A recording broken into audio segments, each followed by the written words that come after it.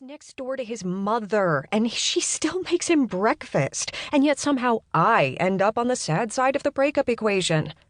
Oh, come on. You're not actually broken-hearted over that dude. You guys dated for, what, a week?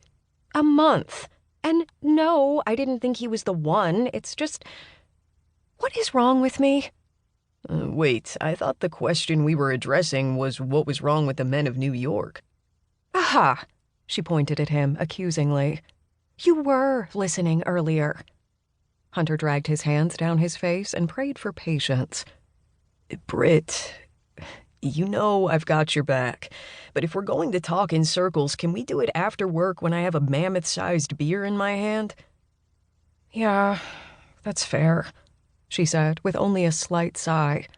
God knows I've put you through enough of these talks the past few months. Do what I do, he said with a grin. Don't date unless you feel like it, and keep it casual. Yeah, well, I do feel like it, she said moodily. But I don't get to just snap my fingers like you when I'm in the mood. I'm not a 6-foot dude with a 6-figure bank account who can get anyone I want just by smiling. You can too, Hunter said emphatically. And he meant it. His feelings toward Brit had always been entirely platonic, but he wasn't an idiot. This woman was one of the good ones, the type that any guy would be lucky to have. For starters, she was attractive. Very. Average height, but with curves in all the right places. Blonde hair, big old blue eyes, and a great smile. Which sounded cliched only if you hadn't seen Brit Robbins' smile. The woman seemed to glow.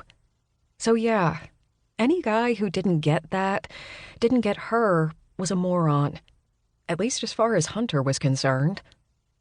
My track record with men says otherwise, she said.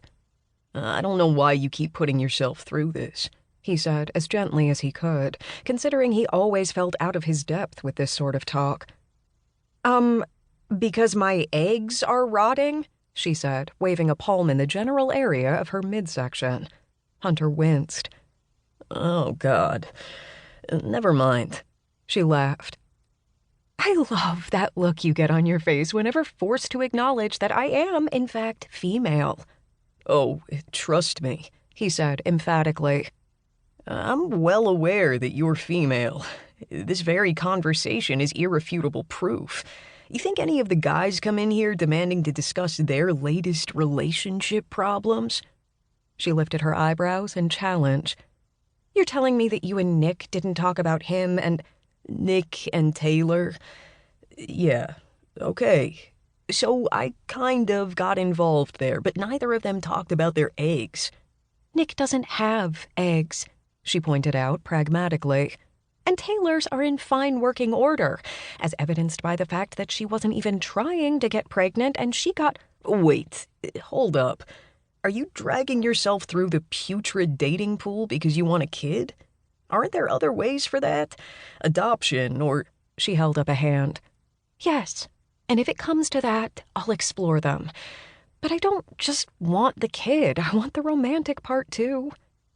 Well... Quit dating guys named Layne. Brit laughed, but then shook her head. Their names aren't the problem. I am.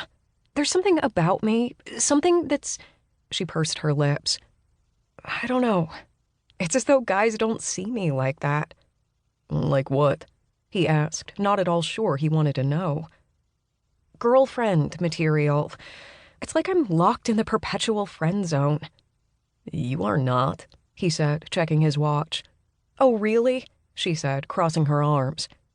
What about you and me? He glanced up. We're different. How? Because we're... Shit. He did not want to have this conversation. Ever. He and Brit simply were what they were. Friends. Good friends. Analyzing why they were the way they were would only complicate one of the best things in his life.